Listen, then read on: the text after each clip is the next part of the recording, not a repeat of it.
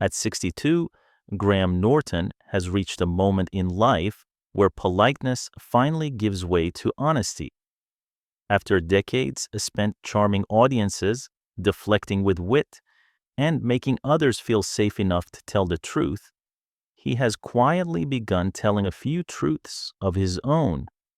And one of those truths has been hiding in plain sight for decades, because when Graham Norton speaks about Shelley Long, he isn't interested in gossip. He isn't interested in scandal. He's interested in something far more uncomfortable: the lie that Hollywood told about her. Born Graham William Walker on April 4th, 1963, in Dublin, Ireland, Norton understands better than most how quickly the entertainment industry can trap someone inside a story they didn't write.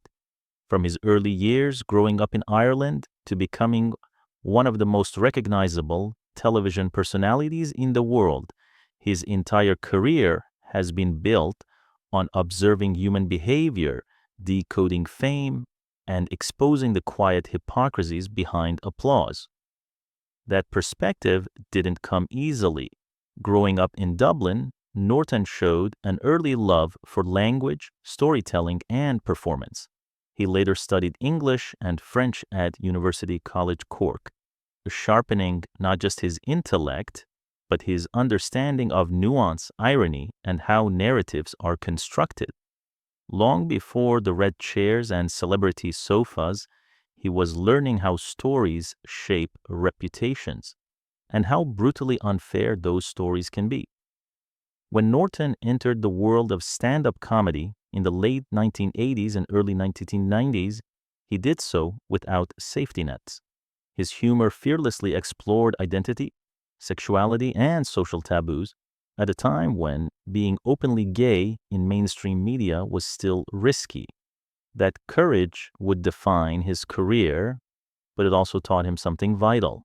Public affection is conditional, and fame is rarely kind to those who refuse to play their assigned roles. That lesson would stay with him as his television career exploded, first with So Graham Norton in 1998, and later with The Graham Norton Show on BBC One. His interview style, cheeky but empathetic, playful yet perceptive, allowed guests to lower their defenses and reveal sides of themselves audiences had never seen before. But behind the laughter, Norton was always watching how narratives are built, watching who gets forgiven, and watching who gets punished. So when he speaks now about Shelley Long, it isn't nostalgia, it's recognition. I think Shelley Long is one of those people who got trapped inside a story that other people wrote for her, Norton says. And once that story takes hold, he explains, escaping it becomes almost impossible, because Shelley Long wasn't just an actress to the public. She became Diane Chambers, and Hollywood decided that was all she was allowed to be. During the height of her fame, Shelley Long was everywhere. Her performance as Diane Chambers on Cheers was precise, intelligent, and emotionally layered. She wasn't just funny, she was sharp, vulnerable, impeccably timed, the kind of performance that looks effortless only because of how much discipline sits underneath it. But that precision came at a cost. According to Graham Norton, audiences, and more dangerously, the industry itself, made a fatal mistake. They stopped seeing Diane Chambers as a character. They began assuming she was Shelley Long. People decided she must be difficult, aloof, precious, demanding. That's a lazy leap, Norton says, but Hollywood loves a shortcut. Instead of separating the woman from the role, the industry collapsed them into one. And once that happened, every rumor, every whisper, every misinterpreted moment fed the same story. The story that Shelley Long was hard to work with. The story that she didn't know her place. The story that she should be grateful and quiet. Then came the moment that sealed her reputation forever. Shelley Long chose to leave Cheers. At the time, Cheers wasn't just a hit show, it was the biggest show on television. Walking away from it was seen as unthinkable, almost criminal, and Hollywood didn't interpret her decision as courage or ambition. It interpreted it as betrayal. The narrative hardened quickly. The myth became that she walked away because she was arrogant, ungrateful, convinced she was bigger than the show. It was an easy story to sell, and it spread faster than the truth ever could. But when you actually look at it, Norton says, it's a woman saying, I don't want my entire life reduced to one role. That doesn't sound outrageous to me. That sounds human. From Norton's perspective, Long made a choice that countless actors secretly dream of making but are too afraid to attempt. She refused to let comfort turn into a cage. She refused to trade her future for permanent familiarity. What stings most, Norton argues, is how uneven the judgment was. We celebrate men for taking risks, he observes. When a man leaves a hit show, he's bold, restless, artistically ambitious. But when a woman does it, Norton adds, suddenly she's difficult. In the 1980s, that double standard wasn't subtle. It was structural, and Shelley Long paid for it.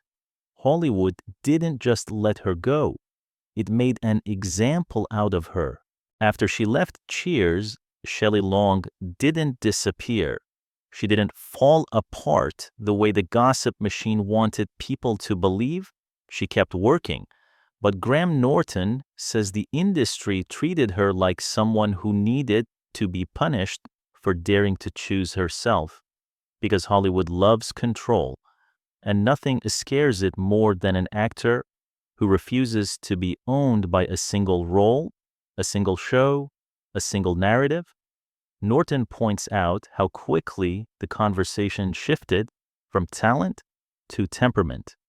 Instead of asking what kind of courage it takes to walk away from the biggest success of your life, people asked why she couldn't just be happy, why she couldn't just stay, why she had to make things difficult. And that's where the cruelty really lives. When people don't understand your decision, they don't just criticize it, they rewrite it into something ugly so they can feel comfortable again. Yet Norton is quick to say something that rarely gets said out loud. Her career after Cheers was not a failure. Yet, he emphasizes, Long's career after Cheers was far from a failure. She made interesting films, odd choices, sometimes messy choices. And then he delivers the line that changes everything. But that's what a real career looks like if you're not just playing it safe. That's the part people forget. A safe career looks neat on paper. It looks like repeating what works, smiling when you're told to smile, saying yes even when you're exhausted, staying in the box because the box is profitable. But a real career, a real life, it gets messy. It includes risks that don't pay off immediately. It includes choices that confuse people who want you to be predictable. It includes moments where you disappoint an audience because you're trying to save yourself. Norton suggests that Hollywood's obsession with measuring success only by box office numbers or awards misses the quieter victories. The victories no headline can capture. There's something admirable, he says, about someone who refuses to live their life according to other people's expectations. And in that sentence, you can feel it. This isn't just Graham Norton defending Shelley Long. This is Graham Norton exposing the way fame works. Because once a story about you becomes popular, it doesn't matter how accurate it is. It only matters how convenient it is. Shelley Long became convenient, a cautionary tale a warning, a name people could bring up whenever someone else started getting brave, as if Hollywood was saying, quietly but clearly, see what happens when you leave? See what happens when you choose yourself? And that's what Norton can't forgive. Not because Shelley Long needed saving, but because the world watched a woman protect her identity and called it arrogance. Graham Norton admits something that feels almost too honest to say out loud. When you're young, you don't just want success. You want approval. You want to be liked so badly that you'll shrink yourself, soften your edges, and twist into shapes that don't even feel like you, just to keep the applause coming. And Norton says that's the trap most people don't realize they're in until it's already taken years from them. With age, he explains, comes the realization that applause is fickle. One day they adore you, the next day they're bored. And if you build your identity on that applause, you'll spend your whole life terrified of losing it. That's why Shelley Long's choice looks different through older eyes. What she did wasn't just a career move. Norton believes she chose a sanity over endless approval. What Shelley Long did, he says, whether consciously or not, was choose her own sanity over endless approval. That's a lesson I wish more people talked about, because that's the truth people ignore when they repeat the old story about her leaving Cheers. They talk about ratings, they talk about fame, they talk about what she could have had, but they never talk about what she might have lost if she'd have stayed, her freedom, her identity, her ability to be more than Diane Chambers. And Norton's frustration becomes sharper here, because he understands how easily the world punishes people who don't trade their entire self for public comfort. Shelley Long didn't just step away from a show, she stepped away from the version of herself that everyone else preferred. And when that happened, the public didn't ask, what is she trying to become? They asked, how dare she stop being what we want? That's why Norton says the story around her became almost mythic, not because it was true, but because it was useful, a neat little narrative that let people feel certain. And certainty is addictive. It's easier to believe she was arrogant than to accept the truth. That sometimes the bravest thing a person can do is walk away from something everyone else calls a dream. And the older Norton gets, the clearer that bravery becomes, because the urge to be polite fades, and the urge to be honest wins. Graham Norton believes something quietly powerful. He believes time is the only thing that can do what Hollywood almost never will: correct the record. Ultimately, Norton says, history has been kinder to Long than the headlines of her era. And there's a sadness inside that statement, because it implies a brutal truth. Sometimes justice doesn't arrive when you need it. It arrives years later, when the damage is already done. Time has a way of sanding down the cruelty. Norton reflects the cruelty of people who wanted a villain, the cruelty of an industry that needed a warning sign, the cruelty of audiences who confused a character with a human being. But here's what happens when enough years pass. People stop repeating the rumor and start rewatching the work. They go back to Cheers not as gossip consumers, but as viewers. And in that quieter space, without the noise of old headlines, something becomes undeniable. They realize how brilliant she was. They see the intelligence, the timing, the vulnerability, the precision that made Diane Chambers feel like a real person, not a sitcom puppet.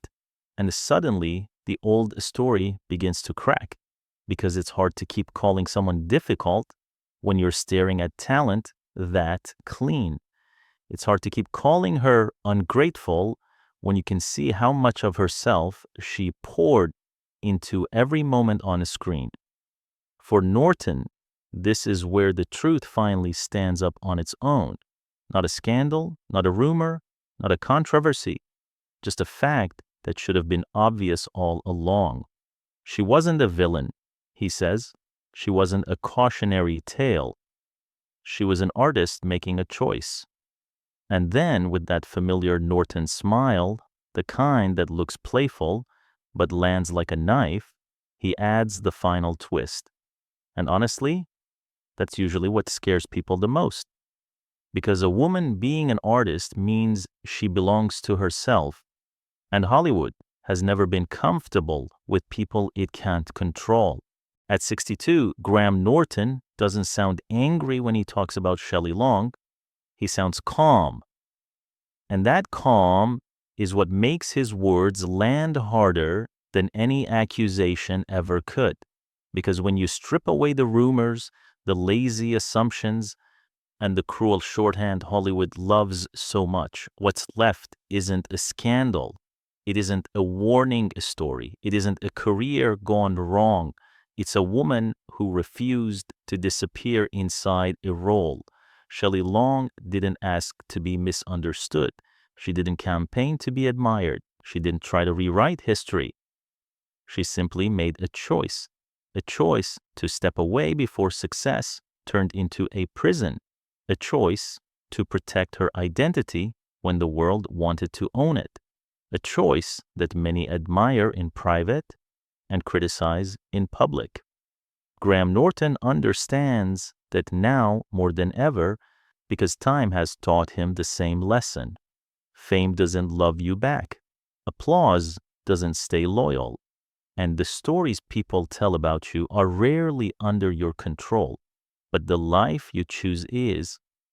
And in the end, that may be Shelley Long's quiet victory.